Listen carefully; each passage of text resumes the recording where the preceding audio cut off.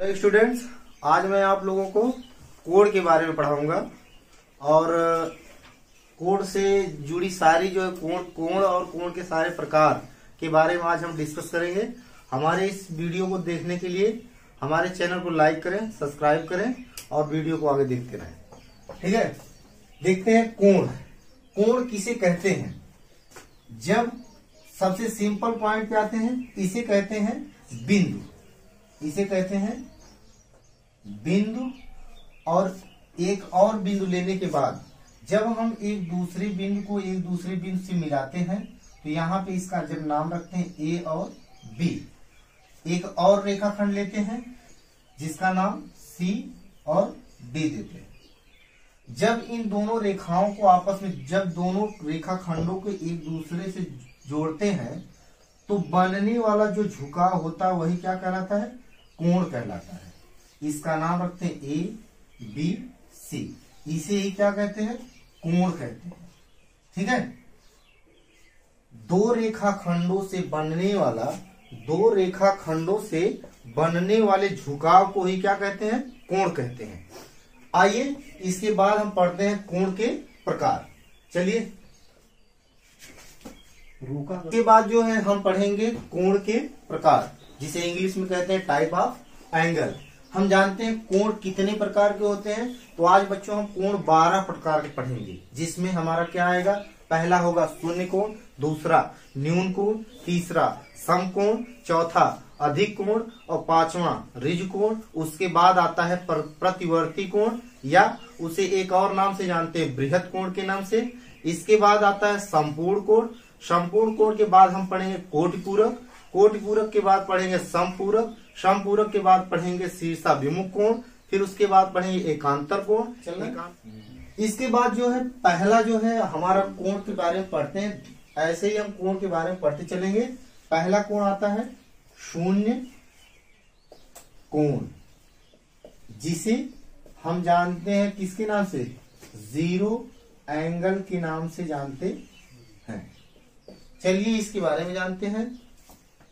वह कोण जिसमें कोई झुकाव ना बनने पाए, वह कोण जिसमें कोई झुकाव ना बनने पाए वही क्या कहलाता है? शून्य कोण कहलाता है। वह कोण, जैसे मान लीजिए एक रेखाखंड ये लिखा गया ए बी, इस पे ही एक और रेखाखंड सी और डी कर दिया जाए, इस पे कोई कोण नहीं बनेगा, तो यही कहलाएगा शून्य कोण। शून्य कोण का सबसे आसान उदाहरण है कि जब दो रेखाखंड एक ही पर मिले होते हैं, कोई झुकाव उसमें नहीं होता है, तो वही शून्य कोण कहलाता है। इसके बाद अगली पॉइंट आती है न्यून कोण। न्यून कोण सबसे आसान होता है। न्यून का मतलब होता है छोटा। न्यून का मतलब होता है छोटा। इसे हम एक और नाम से जान सकते हैं छोटा कोण। कितने से छोटा? 90 अंश से छोटा ही हमारा कहलाता है न्यून कोण। तो हम इसे जानते हैं। कैसे जानेंगे? वह कोण जिसकी माप 0 अंश से अधिक, 0 अंश से अधिक और एक 90 अंश से कम होती है, उसे ही न्यून कोण कहते हैं। उसे ही न्यून कोण कहते हैं। वह कोण जिसकी माप 0 अंश से अधिक, मतलब जो है 0 अंश से अधिक और 90 अंश से कम। अगर वह बनने वाला कोण जो होगा 0 अंश से अधिक और 90 अंश से कम अगर होगा, चाहे हम बना देते हैं 45 अंश, 30 अंश, 29 अंश, 89, ये सब हमारे किसके उदाहरण हैं? न्यून कोण के उदाहरण, जिसे इंग्लिश में एक्यूट एंगल के नाम से भी जानते हैं। जो बच्चे सीबीएसई बोर्ड से हैं वो जानते हैं कि न्यून कोण को एक्यूट एंगल के नाम से जानते हैं। इसे इंग्लिश में पढ़ेंगे those angle which are greater than 0 angle and less than 90 angle is known as acute angle. वह कोण जिसकी माप 0 अंश से अधिक 90 अंश से कम हो वही क्या कहलाता है? न्यून कोण कहलाता है। चलिए इसके बाद अगली पॉइंट पे चलते हैं। तीसरा आता है समकोण। समकोण, समकोण को इंग्लिश में कहते हैं राइट एंगल। राइट एंगल, इसे हम कहते हैं एक्यूट एंगल। चलिए इसके बाद हम पढ़ते हैं समकोण। समकोण किसे कहते हैं? वह कोण, सम मतलब होता है बराबर, बराबर दो भागों में बांट देना। किसी रेखाखंड को बराबर दो भागों में बांट देना ही क्या कहलाता है? समकोण कहलाता है। चलिए देखते हैं। वह कोण जिसकी माप 90 अंश हो, वह कोण जिसकी माप 90 अंश हो, वही क्या कहलाता है? समकोण कहलाता है। जैसे मान लीजिए इसका नाम A, इसका नाम B और इसका नाम C रखने के बाद जो है ABC, ये हो जाएगा। समकोण को हमने पढ़ा वह कोण जिसकी माप 90 अंश होती है, वह कोण जिसकी माप 90 अंश होती है वही समकोण कहलाता है। चलिए इसके बाद हम चौथा पॉइंट देखते हैं। चौथा पॉइंट हमारा है अधिक कोण। अधिक कोण जिसे इंग्लिश में जानते हैं ऑब्ट्यूज एंगल के नाम से। ऑब्ट्यूज एंगल के नाम से हम जानते हैं। अब अधिक कोण का मतलब क्या होता है? वह कोण जिसकी माप 90 अंश से अधिक और 180 अंश से कम होती है उसे ही क्या कहते हैं? अधिक कोण कहते हैं। जैसे हम पढ़ते हैं त्रिभुज में कि वह कोण जिसकी एक माप 90 अंश से अधिक हो और 180 अंश से कम हो वही क्या कहलाता है? अधिक कोण त्रिभुज कहलाता है। लेकिन इसमें पढ़ेंगे वह कोण जिसकी माप 90 अंश से अधिक और 180 अंश से कम हो वही क्या कहलाता है? अधिक कोण कहलाता है। चलिए देखते हैं इसका उदाहरण। हमने पढ़ा था ये समकोण का उदाहरण, और यहाँ पे 180 अंश का ये होता है, 180 अंश है। 90 अंश और 180 अंश के बीच में जो कोई भी कोण आएगा वही क्या होगा? अधिक कोण कहलाएगा। जैसे देखिए 110 अंश का कोण बनाना, हमने एक रेखाखंड लिया, उस पर एक झुकाव दिया CD, ये AB है, ये हमने दे दिया C। ये कितने अंश का कोण बन गया? 110 अंश का बन गया। ये हमारा किसका उदाहरण है? अधिक कोण का उदाहरण। आगे देखते हैं बच्चों एक और उदाहरण 135 अंश का। AB हमने एक रेखाखंड लिया, उस पे झुकाव दिया, ठीक है। ये बनने वाला कोण 135 अंश का बनेगा। यहां पर हम नाम लिख देते हैं C। ये जो हमारा उदाहरण दोनों है, ये किसका उदाहरण है? अधिक कोण का उदाहरण है, ऑब्ट्यूज एंगल का उदाहरण है। इसके बाद आगे देखते हैं। पांचवा पॉइंट हमारा आता है ऋजु कोण। ऋजु कोण, इसे इंग्लिश में जानते हैं स्ट्रेट एंगल के नाम से। इसे जो है स्ट्रेट एंगल के नाम से भी ना जानते हैं। स्ट्रेट मतलब होता है सीधा, जिसे हम सीधा कर सके। इसे हम एक और नाम से रख देते हैं सीधा। सबसे सीधा इसे जानने का तरीका है कि जिसे एकदम सीधा रखा जाए, एकदम सीधा रखा जाए वही क्या कहलाता है? स्ट्रेट एंगल कहलाता है। जैसे देखते हैं एग्जांपल के तौर पर, ये कितने अंश का कोण हो जाएगा? 180 अंश। तो हम सीधे सीधे कह सकते हैं वह कोण जिसकी माप 180 अंश होती है उसे क्या कहते हैं? स्ट्रेट एंगल या ऋजु कोण कहते हैं। हमें आशा है कि आप लोग को समझ में आ रहा होगा। इसके बाद आगे देखते हैं अगला पॉइंट 6 बृहत कोण।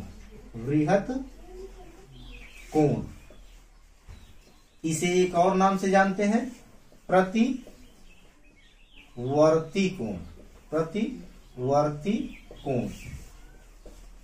अब इसके बारे में जानते हैं बच्चों कि बृहत कोण किसे कहते हैं और प्रतिवर्ती कोण किसे कहते हैं। दोनों एक ही है।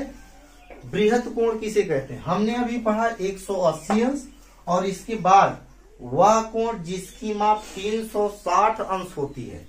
ये मतलब अगर एक गोला बन जाता है तो ये कितने अंश का कोण होगा? 360 अंश का होगा। तो हम सीधा सा परिभाषा बनाते हैं, वह कोण जिसकी माप 180 अंश से अधिक और 360 अंश से कम हो उसे क्या कहते हैं, बृहत कोण कहते हैं। चलिए देखते हैं, एक चित्र लेते हैं। हमने बताया वह कोण जिसकी माप 180 अंश से अधिक, 180 अंश से अधिक और 360 अंश, 360 अंश से कम हो, वही क्या कहलाता है, बृहत कोण या प्रतिवर्ती कोण कहलाता है। चलिए इसका एक एग्जांपल लेते हैं। जैसे मान लीजिए 270 अंश का कोण बनाना है हमें, तो हम एक रेखाखंड खींचेंगे जिसका नाम रखेंगे ए और बी। इस पे एक रेखा का झुकाव देंगे, यहां से शुरुआत हुआ है, यहां तक हम जाएंगे। ये हमारा कितने अंश का कोण बन गया, 270 अंश का कोण बनकर तैयार हो गया। ये किसके अंतर्गत आएगा, तो बृहत कोण के अंतर्गत आएगा। इसके बाद एक और उदाहरण लेते हैं। चलिए एक ये रेखाखंड है, हम बनाते हैं मान लीजिए 310 अंश का, 310 अंश का कोण बनाते हैं किसके अंतर्गत, बृहत कोण या प्रतिवर्ती कोण के अंतर्गत बनाते हैं। चलिए देखते हैं। हमने एक रेखाखंड ए और बी लिया, इस पे एक बनने वाला झुकाव ले लिया नीचे की तरफ से, यहां से यहां तक बनने वाला कोण कितने अंश का होगा, 310 अंश का होगा। यही किसका उदाहरण है, बृहत कोण का। चलिए आगे देखते हैं। हमें आशा है आप लोग को समझ में आ रहा होगा और वीडियो को पूरा देखिएगा। इसके बाद पॉइंट आता है सातवां पॉइंट आता है संपूर्ण कोण।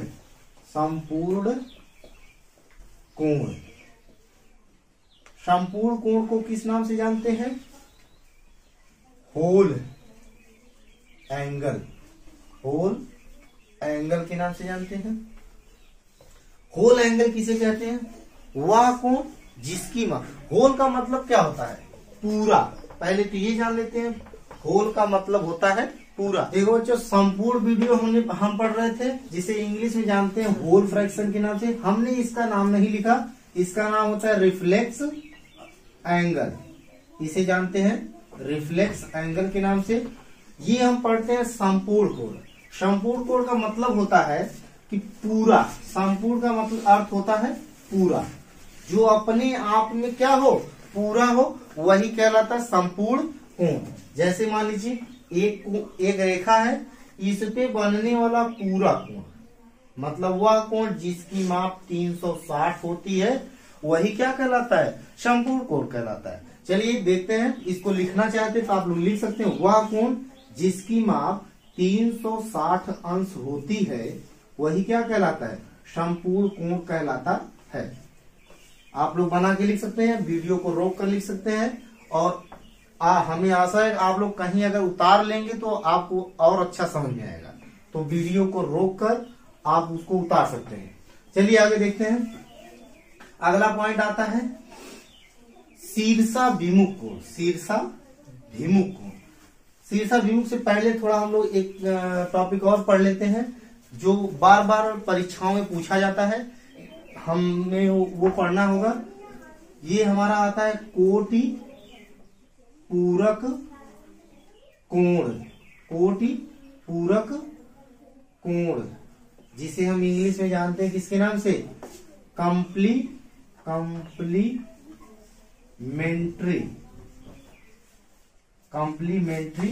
एंगल के नाम से जानते हैं। ये कॉम्प्लीमेंट्री मतलब कोटि पूरक कोण कहते किसे हैं, तो हमें अगर याद करना है कि कोटि पूरक बार बार परीक्षाओं में पूछा जाता है, कि ऐसे क्वेश्चन फंसाया जाता है कि कोटि पूरक कोण किसे कहते हैं, या कोटि पूरक और समकोण में अंतर बताइए। तो अगर ऐसा क्वेश्चन आता है कि कोटि पूरक कोण और समपूरक कोण में अंतर बताइए, तो कोटि पूरक और कोण और समकोण में कोई भी अंतर नहीं है। कोटि पूरक को ही हम दूसरे नाम से जानते हैं, समकोण के नाम से जानते हैं। वह कोण जिसकी माप 90 अंश होती है, वही क्या कहलाता है, कोटि पूरक कोण कहलाता है। जानते रहिए बच्चों, कोटि पूरक हमने पढ़ा था समकोण में, समकोण में क्या पढ़ा था, वह कोण जिसकी माप 90 अंश हो, वही क्या कहलाता है, कोटि पूरक कहलाता है, और समकोण कहलाता है। और हम यही कह सकते हैं, वह कोण जिसकी माप 90 अंश होती है, वही क्या कहलाता है, कोटि पूरक या कॉम्प्लीमेंट्री एंगल कहलाता है। इसके बाद पढ़ते हैं, बाद वाली पॉइंट आती है समपूरक। समपूरक कोण, समपूरक कोण जिसे इंग्लिश में लिखते हैं सप्लीमेंट्री एंगल। सप्लीमेंट्री एंगल के नाम से जानते हैं। सप्लीमेंट्री, समपूरक मतलब समान, या इसे कहते हैं बराबर, या इसे और एक नाम से जानते हैं सीधी। अब सीधी से एक बात आप लोग को याद आई होगी बच्चों कि अभी तो हमने सीधी रेखा पढ़ा था, वह कोण जिसकी माप 180 अंश होती है वही क्या कहलाता है, सीधी रेखा, या क्या रिजु कोण हमने पढ़ा था, रिजु कोण, जिसे इंग्लिश में किस नाम से जानते थे, स्ट्रेट एंगल के नाम से जानते थे। सही बच्चों, अभी जो है हमने पढ़ा है कि समपूरक कोण को हमने किसके नाम से और पढ़ा है, सीधी रेखा। सीधी रेखा को हम किस नाम से जानते हैं, रिज कोण के नाम से जानते हैं, जिसे इंग्लिश में किसके नाम से जानते हैं, स्ट्रेट एंगल से। कभी कभी होता है यूपी बोर्ड में क्वेश्चन ऐसा करता है कि रिज कोण को इंग्लिश में किस नाम से जानते हैं, तब उस समय बताना होगा कि रिज कोण को स्ट्रेट एंगल के नाम से जानते हैं। अगर पूछ दिया समपूरक कोण को किस नाम से जानते हैं, तो समपूरक को सप्लीमेंट्री एंगल के नाम से जानते हैं। आगे देखते हैं बच्चों, अगला हमारा पॉइंट है, अगला पॉइंट है इसके बाद। अब तक हमने पढ़ा बच्चों समपूरक कोण के बारे में पढ़ा। इसके बाद जो है इसमें लिखना होगा तो कैसे लिखेंगे, ठीक है। लिखना होगा तो हम लिख सकते हैं वह कोण जिसकी माप 180 अंश होती है उसे ही समपूरक कोण कहते हैं। आगे आता है 10वां क्वेश्चन, बार बार में कक्षा 9 में पूछे जाने वाला एक प्रश्न है कि शीर्षाभिमुख कोण किसे कहते हैं। अगली हेडिंग है शीर्षाभिमुख कोण, शीर्षाभिमुख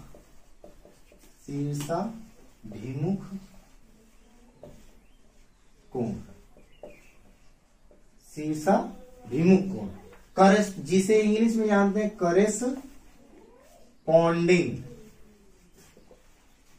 एंगल के नाम से जानते हैं, करेस्पॉन्डिंग एंगल।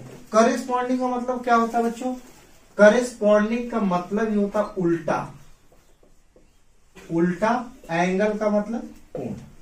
अगर हम इसे कह दे कि उल्टा कोण, इसका मतलब क्या होता है बच्चों, तो देखिए जब एक रेखा AB दूसरी रेखा CD को एक दूसरे को समान या असमान रेखाओं पर प्रतिच्छेदित करती, मतलब काटती है, ठीक है। इसके बाद जो है ये जो है बनने वाला, इसमें कितने कोण हो जाएंगे, 1 2 3 4। दो रेखाओं पर दो रेखाएं एक दूसरे को जब समान दो भागों में काटती हैं या असमान दो भागों में काटती हैं तो बनने वाले कोणों की संख्या कितनी हो जाएगी, 4 हो जाएगी। कितनी, 1 2 3 4। तो शीर्षाभिमुख का मतलब क्या होता है, हमने लिखा अभी उल्टा। उल्टा एक और नाम से जान सकते हैं, विपरीत के नाम से। विपरीत मतलब उल्टा ही होगा, विपरीत के नाम से। जैसे विपरीत का मतलब ये होता है ये कोण बराबर ये कोण होगा, ठीक, मतलब इसके उल्टे या इसके आमने या सामने भी कह सकते हैं बच्चों। अगर कहें ये कोण बराबर ये कोण और ये कोण बराबर ये कोण, इसी को कहते हैं शीर्षाभिमुख कोण। अगर कहते हैं जैसे ये मान लीजिए 45 अंश का कोण है तो ये कितने अंश का कोण बनेगा, 45 अंश का बनेगा। अगर ये 135 अंश का कोण होगा तो ये भी 135 ही अंश का कोण होगा। हम जानते हैं एक रेखा पर बनने वाला कोण कितने अंश का होता है, 180 अंश का कोण होता है। जब हम चारों को मिलाएंगे तो ये हमारा एक संपूर्ण कोण लगभग बनेगा, संपूर्ण कोण बनेगा। संपूर्ण कोण हम जानते हैं जिसे हम होल एंगल के नाम से जानते हैं। संपूर्ण कोण जो है 360 अंश का होता है, ठीक है। आगे देखते हैं बच्चों, एकांतर कोण, एकांतर कोण जिसे इंग्लिश में हम जानते हैं किसके, अल्टरनेट एंगल के नाम से जानते हैं, अल्टरनेट एंगल के नाम से जानते हैं। ये मुख्यतः दो प्रकार के होते हैं। अल्टरनेट एंगल कितने प्रकार के होते हैं? दो प्रकार के होते हैं बच्चों। एक होता है वाह्य कोण और एक होता है आंतरिक कोण। वाह्य कोण और आंतरिक कोण के नाम से जानते हैं किसको? अल्टरनेट एंगल को। एकांतर कोण जो है, वाह्य को हम कहते हैं एक्सटीरियर एंगल, एक्सटीरियर एंगल, और आंतरिक को कहते हैं इंटीरियर एंगल। दो नामों से जानते हैं, एक्सटीरियर एंगल और इंटीरियर एंगल के नाम से जानते हैं। चलिए हम देखते हैं इंटीरियर एंगल, दोनों को पढ़ते हैं। इंटीरियर एंगल और एक्सटीरियर एंगल किसे कहते हैं? ये दोनों किसके भाग हैं? एकांतर कोण, अल्टरनेट एंगल के क्या हैं? एक भाग है। चलिए देखते हैं। जैसे मान लीजिए दो रेखाएं लिखी गई हैं, ए और बी, सी और डी, ठीक है। इस पे कोई एक तिर्यक रेखा गिरती है। अब यहां पर कितने भागों में कोण, कितने कोण बनेंगे? तो एक कोण, दो कोण, तीन कोण, चार कोण, पांच कोण, छह कोण, सात कोण, आठ कोण। ये जो है दोनों समांतर रेखाओं को एक तिर्यक रेखा गिरने के कारण ये इन्हें 8 कोणों में विभक्त करेगा। ठीक, अगर हमें कहता है कि वाह्य कोण, एकांतर कोण के वाह्य कोण बताइए। एकांतर का मतलब भी होता है बच्चों क्या? उल्टा। क्या? उल्टा होता है। अगर हम कहें ये कोण 1 है, ये 2 है, ये 3 है, ये 4 है, ये 5 है, ये 6 है, 7 है, 8 है, अगर ये कहते हैं इस कोण में, एकांतर कोण में। अब हम बात करते हैं वाह्य कोण की बात। वाह्य का मतलब होता है बाहर, वाह्य का मतलब होता है बाहर, वाह्य का अर्थ ही होता है बच्चों बाहर, और आंतरिक का अर्थ होता है अंदर। Inside and outside, inside and outside. इसे हम, इन का मतलब होता है अंदर और आउट का मतलब होता है बाहर। इस रेखा में जो बाहर की तरफ होगा उसे वाह्य कहेंगे। और इधर देखिए, इस रेखा पर देखिए वाह्य ये होगा 7 और 8, 1 और 2। आंतरिक कोण देखिए, आंतरिक कोण हमारा 3 और 4, 5 और 6। अगर हमसे क्वेश्चन पूछता है कि एकांतर आंतरिक कोण बताइए, एकांतर आंतरिक कोण कौन कौन है इसमें, तो लिख लीजिएगा बच्चों। 3 के बराबर 5 होगा, कोण 3 के बराबर 5 होगा, कोण 4 के बराबर कोण 6 होगा। यही इसमें पूछता है, बार बार पूछा जाएगा कि एकांतर आंतरिक कोण, आंतरिक मतलब अंदर वाला और वाह्य का मतलब बाहर वाला। हम बार बार चर्चाएं इस वजह से कर रहे हैं आपको समझ में आ जाए। वाह्य का मतलब होता है बाहर और आंतरिक का मतलब होता है अंदर। अगर एक बार समझ में आ गया तो काफी अच्छी तरह समझ में आ जाएगा। देखिए यहाँ पर इसका उल्टा क्या बन रहा है? 3 का उल्टा 5 और 4 का उल्टा 6। इसी प्रकार से जब हम कहते हैं एकांतर वाह्य कोण, वाह्य कोण, अगर कहें अल्टरनेट एक्सटीरियर एंगल के बारे में जानते हैं तो क्या हो जाएगा बच्चों? कोण 1 बराबर कोण 8 के होगा, कोण 2 बराबर कोण 7 के होगा। लिख लीजिए, कोण 1 बराबर कोण 8 के होगा, कोण 2 बराबर कोण 7 के होगा।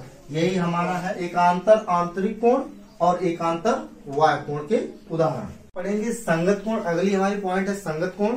संगत कोण को जो है समझते हैं हम, चित्र के माध्यम से समझेंगे संगत कोण कैसे होता है और कौन कौन कोण हमारा जो है संगत कोण होता है। चलिए 2 रेखाखंड लेते हैं। एक रेखाखंड का नाम ए और बी, इसके समांतर जो है सी और डी खींचेंगे, ठीक है। इसके बाद इस पे एक तिर्यक रेखा खींचते हैं, ठीक है, इसका नाम यल रख दीजिए, ठीक है। ये जो है तिर्यक रेखा गिरने के बाद इस कोण, इस जो ए बी और सी डी रेखाखंड है इसे 8 कोणों में विभक्त करती है। कोण 1, ये हो गया कोण 1, ये हो गया कोण 2, ये हो गया कोण 3, ये हो गया कोण 4। इसके बाद ये हो गया कोण 5, ये हो गया कोण 6, ये हो गया कोण 7 और ये 8। 8 भागों में हमारा ये संगत कोण जो है विभक्त कर दिया। अब इसमें पहचानेंगे कि कौन इसमें संगत है और कौन असंगत है। तो देखते हैं, इस कोण रेखाखंड ए और बी पर देखते हैं। ए और बी पर देखेंगे, 1 बराबर होगा 3 के, कोण 1 बराबर होगा कोण 3 के, और कोण 2 बराबर होगा कोण 4 के।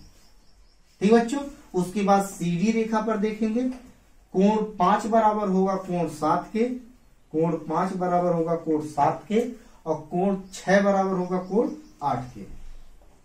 इस प्रकार से हम कह सकते हैं, एक आसान सा तरीका, अगर कभी क्वेश्चन कहता है कि संगत कोण पहचानिए, तो संगत कोण का सबसे आसान तरीका है कि विषम संख्याएं, विषम कोण जितने भी होंगे वो सारे जो है संगत कोण के अंतर्गत आएंगे और सम अलग होंगे। जैसे कोण 1 बराबर कोण 3 बराबर कोण 5 बराबर कोण 7 के, और कोण 2 बराबर कोण 4 के बराबर कोण 6 बराबर 7 के। ये आपस में एक दूसरे के संगत, ये आपस में संगत है और ये आपस में संगत। अगर मान लीजिए ये हमारा कोण कहता है 45 अंश है, तो ये भी कोण कितने अंश का होगा? 45 अंश का होगा। ये भी कोण कितने होगा? 45 अंश का होगा। और ये भी कोण कितने अंश का होगा? 45 अंश का होगा।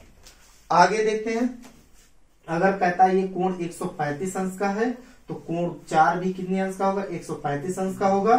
फिर इसके बाद कोण 6 कितने होगा? 135 अंश का होगा। और कोण 8 कितने अंश का होगा? 135 अंश का होगा। इस तरह जानते रहिए बच्चों कि जब कोण 2 हमने लिया 135 अंश, तो कोण 4 भी कितना होगा? 135 अंश होगा। कोण 6 भी कितना होगा? 135 अंश होगा। और कोण 7 कितने अंश का होगा? 135 अंश का होगा। तो हमने देखा कि अभी सम संख्याएं जितनी होती हैं, 2 4 6 8, हम जानते हैं 2 4 6 और 8 ये होगा बच्चों, सॉरी ये 8 होगा। ठीक है, 1 3 5 और 7 ये हमारी विषम संख्याएं हैं। ये क्या है? संगत कोण की क्या है? उदाहरण है। आज की वीडियो में बस इतना ही। आगे की वीडियो देखने के लिए हमारे चैनल को लाइक और सब्सक्राइब करें और हमारे साथ बने रहें। और हमें ये जरूर बताएं कमेंट के माध्यम से कि हमारी वीडियो आपको कैसी लगी। धन्यवाद।